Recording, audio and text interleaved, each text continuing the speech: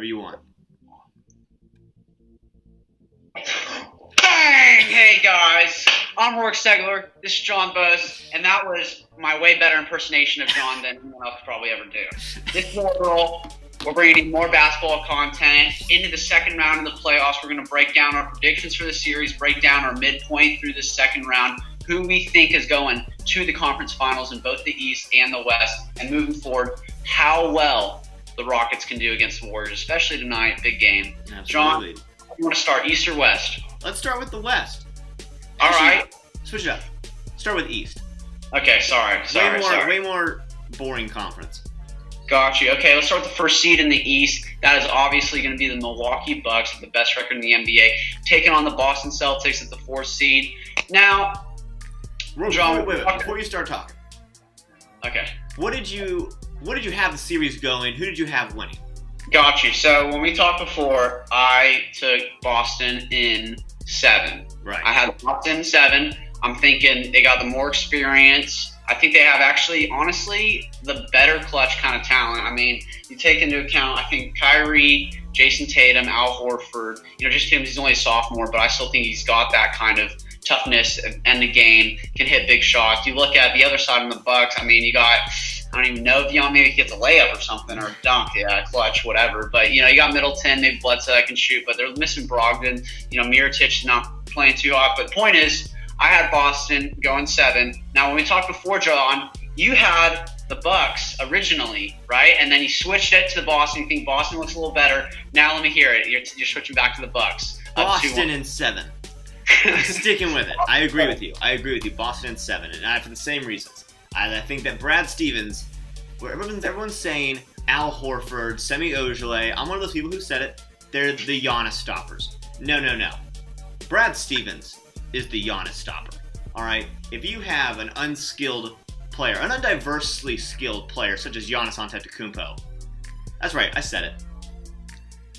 The Bucks are not going to be able to handle the Celtics, and that's perfectly fine if Lauren comes in and says hi to you real quick, by the way.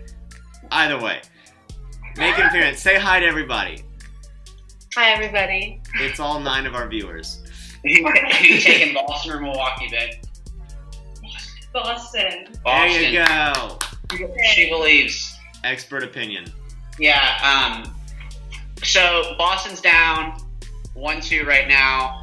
They honestly, their last game, they came out a little strong, but they're just like, they don't bring that intensity, that kind of effort that you could see Milwaukee hustling. Eric Bledsoe, Chris Middleton shot the ball pretty well. It just looked like they had 2 different types of energy out there. We talked about earlier, big matchup between Al Horford and Giannis. Is Al Horford going to be able to stop Giannis, especially in the paint? And in the first 2 games, I'd say he kind of controlled them pretty well. Giannis still shot the ball well one of the games, but then in this last game 3, I think Giannis kind of had his way a little bit. He had the most open shots he's ever had, but these are all, got to keep in mind, in the paint kind of shit. Talk about, Boston in 7. I think because Giannis can't stretch the floor like he needs to break out, and I think Brad Stevens is able to coach against those kind of guys. They've got a lot of defenders, a lot of muscly defenders.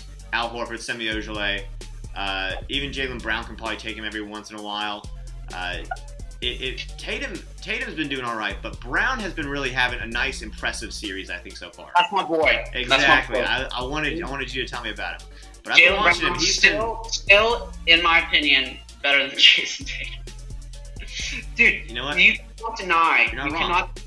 You cannot deny he's 1, more athletic. 2, okay, let me just break down for you. So the Bucks and the Celtics, they played yesterday, and you see Jaylen Brown shoots the ball. He had 18 points, 6 for 12, 50%.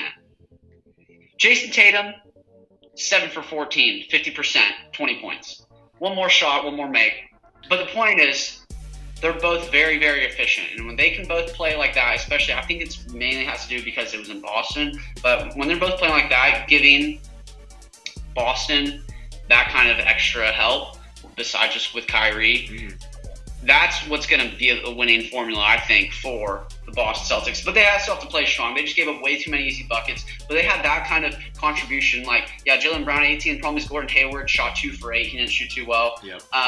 Marcus Morris shot 6 for 8. He had 16 points. So, they still played well. But, Milwaukee was able to just control the game the whole time, going through Giannis, because Giannis had 8 assists too, so he was still distributing, and they were able to get him the ball in better positions.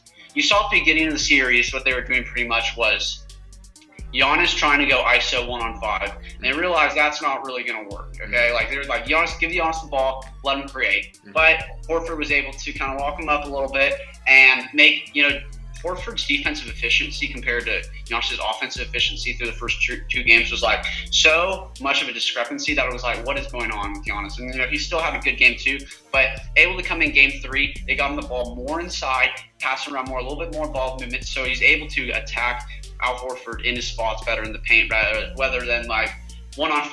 Let me just try to do it all. So that works for the Bucks, and if you can't stop that, then it doesn't matter how well Jaylen Brown, how well Jason Tatum, how well Marcus Morris is playing. But I do think that those players at the end of the day, they're going to step up right here. And this game 4 in Boston, it's a must-win.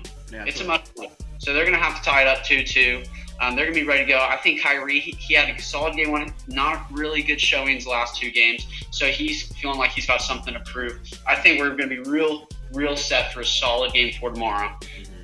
They play tomorrow, I'm pretty sure, right? Yeah. Yeah, tomorrow Monday.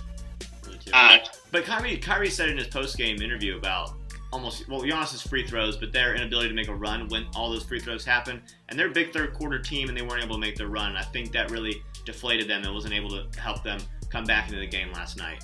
But I agree with you. Giannis had a bad game 1, had a good game 2, and this is probably his best game. Even though you can use the same argument everyone uses against James Harden, that it was just a bunch of free throws, but it was still probably his best game outside of just how many points did you score as well.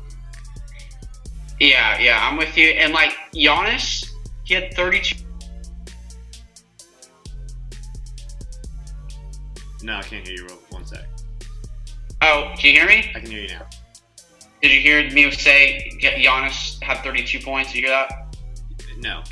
Okay, the point I said, so Giannis, he had 32 points last game, right? Guess how many shots he took? 15. 13. Okay. That is crazy efficient.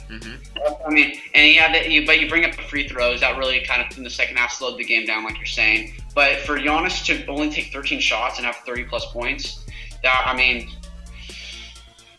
it's very impressive. I think that he will probably, when you think of dominant basketball players, I think he will eclipse Shaquille O'Neal as the most dominant NBA basketball player in history by the end of his career. I don't know, if he can shoot, dude, it's going to be game over. And he's starting to show it a little bit. He's still making threes every once in a while. But yeah, if he can even get to like 35%, 36% from 3, I would consider him one of the more unguardable players. At that point, he probably eclipses Kevin Durant as one of the more unguardable players in the league. I don't know, dude. Kevin Durant. But Kevin Durant doesn't dominate on drives like Giannis does. Well, Giannis, whatever, dude. So Boston 7. Next game. Another topic for another day.